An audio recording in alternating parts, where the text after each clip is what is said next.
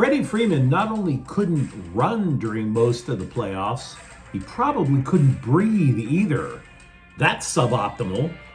Puka Nacua is once again limping off the Rams practice field, and the Lakers appear to pull the plug on a recent top draft pick. Good morning. I'm James. This is your daily dose of sports and snark for the greatest sports city in the world, Los Angeles. This is the faithful Angelenos morning report. It is November 1st, 2024, and while many of you will be heading to the Dodgers parade, while many of us will be mourning Fernando Valenzuela on his birthday, I am back in Northern California for work, but representing SoCal with every step. So, if you're like me and you like being in the know about LA sports, click the like button. Click the subscribe button. There's a notification bell. Hit that. It'll let you know when we drop new content. Sharing is caring. Let people know we exist, and by all means comment. Even though the season's over, by the way, we still have a lot of Dodger news to get to. But before we go through the news, a look at the scoreboard. Phoenix 125, Clippers 119. The Clippers have yet to win at the new digs, and that's why they are below 500. James Harden scored 25 points. Meanwhile, today, the Lakers are at Toronto at 4:30. Anthony Davis is dealing with a little issue in his hip. They do believe he's going to play tonight. The Lakers have yet to win on the road, and they too will slide below 500 if they don't change that today. It is Galaxy game day. The Galaxy are at Colorado at 6:30. The Galaxy won the first of this best of three playoff series. If they win, they will face the winner of Salt Lake City and Minnesota.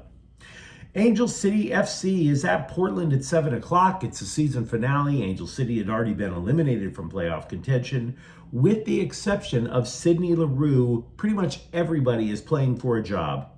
Potential free agents for Angel City include attackers Christian Press, Claire Emsley, and goalie Didi Harachik. So, let's get to the news. We were told the week off between the National League Championship Series and the World Series did Freddie Freeman a world of good. Considering the dude hit a walk-off grand slam in Game 1 of the World Series, who the hell were we to disagree? But what it didn't do was heal everything. Because as it turns out, Freeman was dealing with a lot more than a right ankle. Freeman, who earned the MVP of the series and hit a home run in each of the first 4 games, played with a crippling ribcage injury. And if you're wondering how a ribcage could cripple you, you've never been in a fist fight against somebody who knows how to throw a punch to the body. Go ahead. Try breathing with damaged ribs. Freeman took some swings after a press conference October 4th and fell to the ground.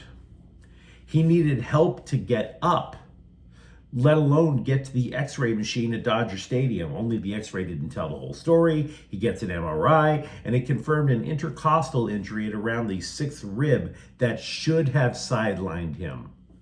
Should have sidelined him for months. And yet there's the dude during the series, stole a base in Game 1, taking the extra bag. Dude's ankle was jacked. He also couldn't breathe. All he needed to do was to hold a lit bottle rocket a little bit too long, like that one Dodgers fan at a post-game celebration. And he's literally looking like the Black Knight in Monty Python and the Holy Grail. 'Tis but a scratch. Freddie Freeman, macho for a week. Yes, I am aware that Mookie Betts told Fox he wanted to fight those 2 chubby, flubbery Yankees fans who assaulted him in a desperate battle for a foul ball that probably cost $8 at a Walmart. But to be honest with you, I'm super glad Betts didn't get into a fight with him. Not because he might have been kicked out of the game too, but it's because Betts claimed it's only the second time in his life he wanted to fight, which means he can't fight. I'm not saying those 2 losers could fight. We saw both of them trying to injure Betts, right?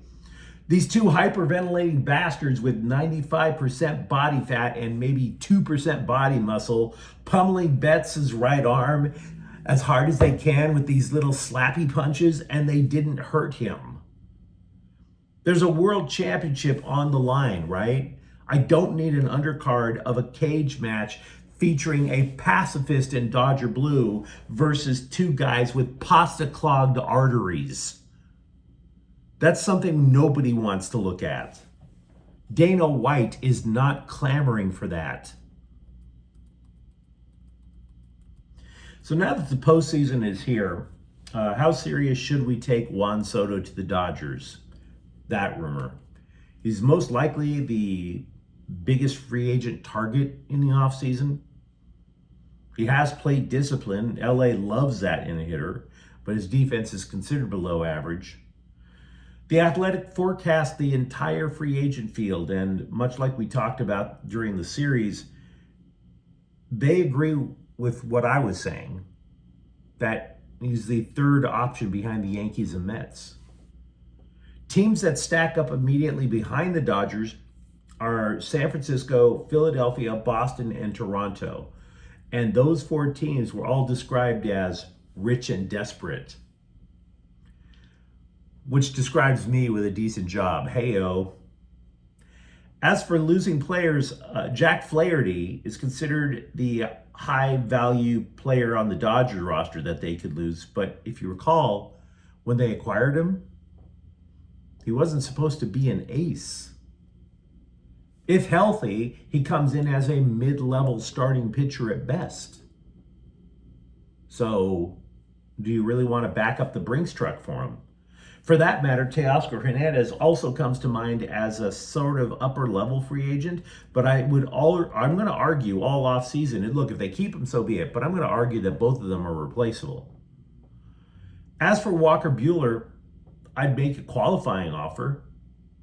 If he gets healthier next year, he'd be a great value. Regaining anything like what he used to have on a regular basis? Oh, that's a deal. I'm sure that you were all on social media for the last couple of weeks, which probably means you heard randos all clutching their pearls at the end of the championship series. Oh, I'm not going to watch the Dodgers and the Yankees. It's two big market teams. Why? It's a case study in American excess, and I'm not going to watch in protest. And the ratings were the best for the World Series since 2017. Well done there, protesters. Well done. I'm guessing the Small Markets Matter Brigade, they were chained to their recliners against their will, their eyelids taped far over their foreheads, and jumper cables affixed to their privates. You will watch this World Series. I'm not going to watch. Apparently you did. And by the way, who was in the 2017 World Series?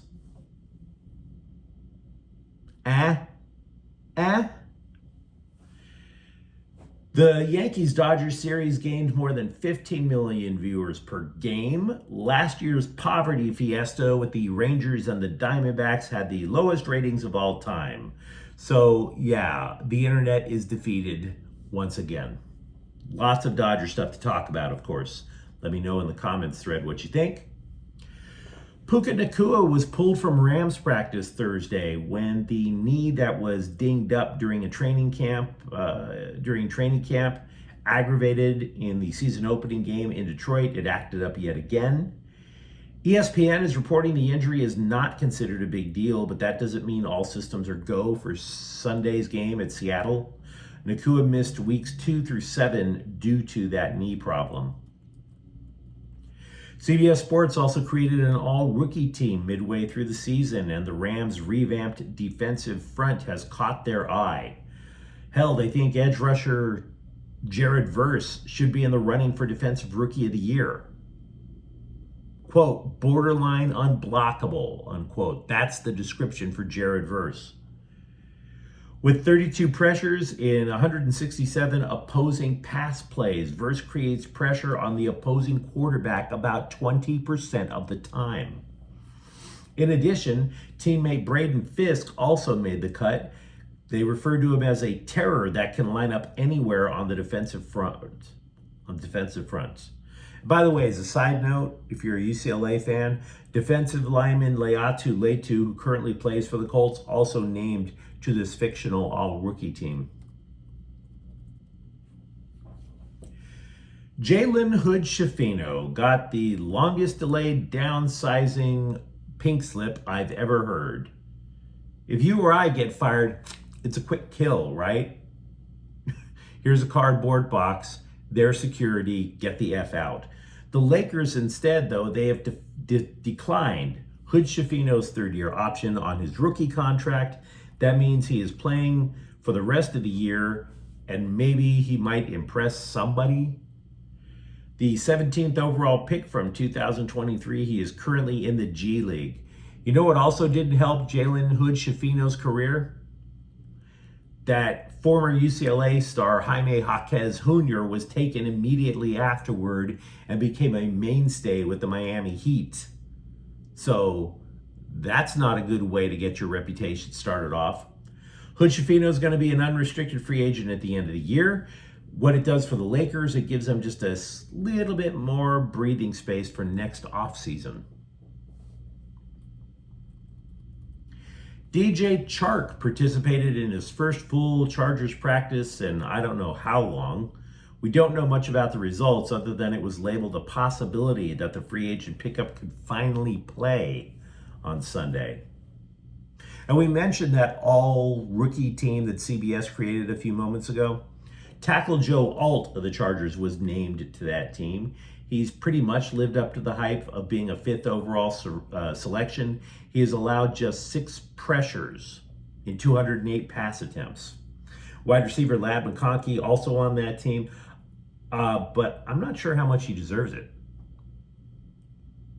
I'm not saying he's a bust, but he has only 30 catches so far this year. He's been okay in a pretty bad receiver room. Do you remember when Gino Quinones was a possibility to start on USC's offensive line this year? Do you? That was quaint. Remember? It was considered a possibility because the Trojans, they had a lot of newcomers coming in, and what the hell? The guy's been here since 2019. We weren't even considering the possibility of a global pandemic then. You figure by now the dude must have picked up enough of Lincoln Riley's schemes. And then he only played special teams this year, so now, due to prior medical issues that he's had in his career and redshirting, Quinones might sit the rest of the year and still have 2 more years of eligibility left. 7 full years at USC. Talk about not being kicked out of the nest. I mean, when I went to college, we used to have this joke about the 5-year plan. You would jerk around as a freshman and eventually start to take things seriously. My dad would have cut out my entrails with a spoon if I told him I was going to stay in college for 7 years. He'd have totally killed me. Dude, you're going to be pushing 26 and you're still hanging out with teenagers. I don't care if you are on the football team. Unless that football team is BYU, that's a bad look. Unless you go on a Mormon mission or something, it looks a little weird.